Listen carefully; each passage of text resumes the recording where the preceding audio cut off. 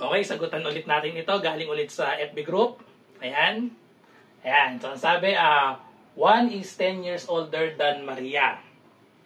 10 years ago, one's age is thrice that of Maria's. How old will Maria be 10 years from now? So, maraming way para isolve ito. So, solve natin ng iba't ibang way. Depende kasi sa inyo yan kung paano kayo mag-a-assign ng variable. Tapos, pwede rin trial and error. So, itry natin lahat yon. Okay, so ito yung first solution na gagawin ko. So, age problem ito. So, pinakamadaling way kapag age problem ay gagawa tayo ng table. So, ang sabi dito, so, unang statement natin, 1 is 10 years older than Maria. So, lagay lang natin sa table natin si Maria, tsaka si 1. Okay, so sabi, unang given natin, 1 is 10 years older than Maria. So, therefore, lagay tayo dito ng now. So, ito yung now. So, si 1 daw 10 years older than Maria. So, ilagay natin kay Maria, pwedeng X, pwedeng M, depende sa inyo. So, M na lang ang ilalagay ko for Maria. So, tapos si 1 daw, 1 is 10 years older. So, si 1 ay 10 years older. So, therefore, magiging siyang M plus 10. Yan yung age ni Juan now. So, tapos nabanggit dito, 10 years ago.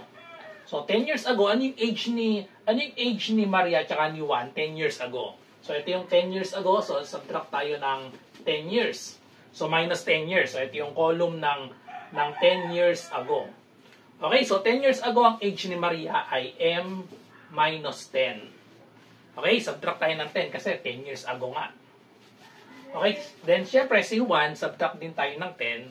So, M plus 10, mag-subtract tayo ng 10. So, magiging M na lang ito. Kasi 10 minus 10, 0 na yon.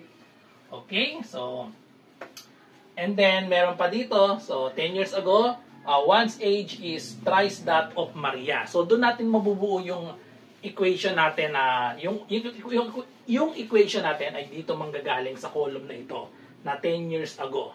So, sabi, one's age, ayan, so isa-isahin natin word by word. 10 years ago, so itong column na yon. One's age. So, nasan ba yung age ni 1? Ito yung age ni 1, 10 years ago. So, M yon. And then is, ibig sabihin niyang is ay equal sign. And then we have thrice. Ibig sabihin ng thrice, i-multiply daw sa 3. So, i-multiply sa 3, lagyan natin ng parenthesis. Thrice that of Maria's. So, yung age ni Maria, ito yon, M minus 10. So, M minus 10. Okay, so yan na yung magiging equation natin. Ito na yung working equation natin. M is equal to 3 times M minus 10. Then, ang hinahanap, how old will Maria be 10 years from now?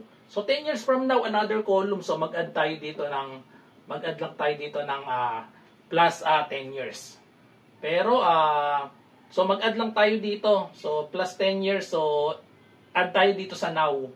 So, pwedeng, ayan, M plus 10. Ito naman kay Juan ay M plus 20. Kasi, 10 plus 10. Kaya naging 20. So, actually, kahit wala na ito, kahit wala na tong column na ito, kasi meron na naman tayong equation. Tapos, ang hinahanap na lang natin, how old will Maria? Age ni Maria, 10 years from now. So, itong M dito, age ni Maria yan now. So, add na lang tayo ng 10. So, hindi na natin kailangan ito dahil wala namang equation na mabubuo para dito. Okay, so isolve na lang natin yung M dito. So, distribute lang natin. So, just copy M equals 3 times M. We have 3M. And then 3 times negative 10, that is negative 30. So, pagsamahin natin yung M, sa left side natin dalhin kasi mas malaki itong 3M. So, ilipat natin si M dito sa kabilang side, at the same time, si negative 30 naman sa kabilang side. Okay, so si negative 30 punta sa kabila, magiging siyang positive 30, tapos kopyahin lang si 3M. Si M pupunta sa kabila, so subtract tayo ng M, or 1M yon. So just copy 30. So ito may invisible na 1, 3M minus 1M, we have 2M. So therefore, last step, divide both sides by 2 para matira ay si M lang. So therefore, ang age ni Maria now ay 30 divided by 2. That is 15.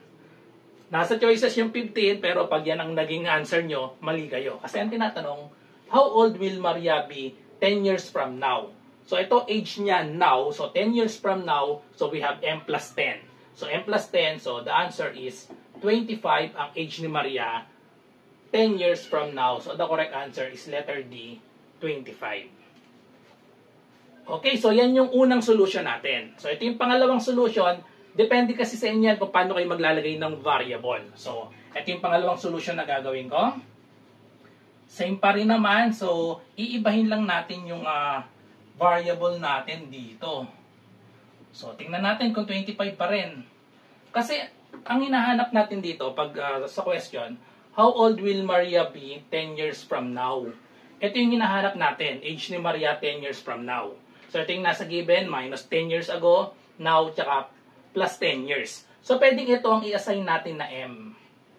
Okay? So pwedeng mag-assign tayo dahil yun nga ang hinahanap. How old will Maria be 10 years from now?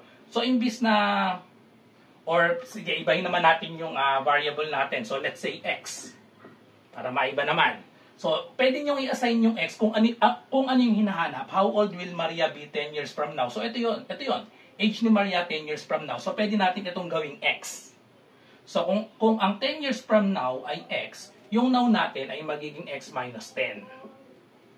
Okay? So, bawasan natin ng 10 kasi ang nilet nating X ay 10 years from now. So, yung now ay magiging X minus 10. Tapos, yung minus 10 years, magiging naman itong yung X minus 10 minus another 10. So, ito ay magiging X minus 20. Okay? So, tapos, gamitin natin yung condition ang sabi dito, 1 is 10 years older than Maria. So, si 1 daw ay 10 years older than Maria. So, yun yung now. So, kung 10 years older than Maria, mag-add tayo ng 10 dito. Ito yung age ni Maria, ito yung age ni 1, mag-add tayo ng 10 dito sa X minus 10. Pag nag-add tayo ng 10 dito, X minus 10 plus 10, maka-cancel out lang yung negative 10 at 10. So, therefore, ang age ni Juan now ay X. Okay? So, tapos, yung 10 years ago ni Juan ay magiging X minus 10. So, ito hindi natin kailangan itong part na to kasi ang hinahanap lang natin ay age ni Maria lang ang hinahanap natin. So, ito na yon X. Gagamit na tayo ulit ng equation dito sa 10 years ago. So, dito tayo titingin sa 10 years ago. So, ang sabi 10 years ago, 1's age. So, age ni 1, that is X minus 10, is thrice that of Maria. So, thrice that of Maria. So, 3 times ito. Age ni Maria 10 years ago. So, X minus 20. So, tapos, solve for X. Kung anong makuha nating X, yun na yung age ni Maria 10 years from now. Kasi yun nga yung inassign natin ng X. Okay? So, kahit saan, pwede kayong maglagay ng X. So, pwedeng sa now, pwede rin dito. So, another solution ito. Then, solve for X lang natin. Distribute lang natin. So, just copy X minus 10. So, we have 3 times X. We have 3X. 3 times negative 20. That is negative 60. Then, combine lang natin yung like terms. Yung X sa isang side. Yung mga constant sa kabilang side. So, dahil 3X ito, so subtract tayo ng X to both sides. Para makancel ito. Tapos, itong negative 60, ilipat natin sa kabila by adding 60 to both sides. Add 60 to both sides, so mawawala na ito. So, therefore, we have negative 10 plus 60, that is equal to 50 equals 3x minus x. So, that will give us 2x. And then, divide both sides by 2 para x ang matira. So, therefore, ang age ni Maria now, ito na nga yun, yung x is 50 divided by 2, 25. So, same answer. Kung ang inassign nating X ay 10 years from now, dahil yun ang hinahanap, 25 pa rin.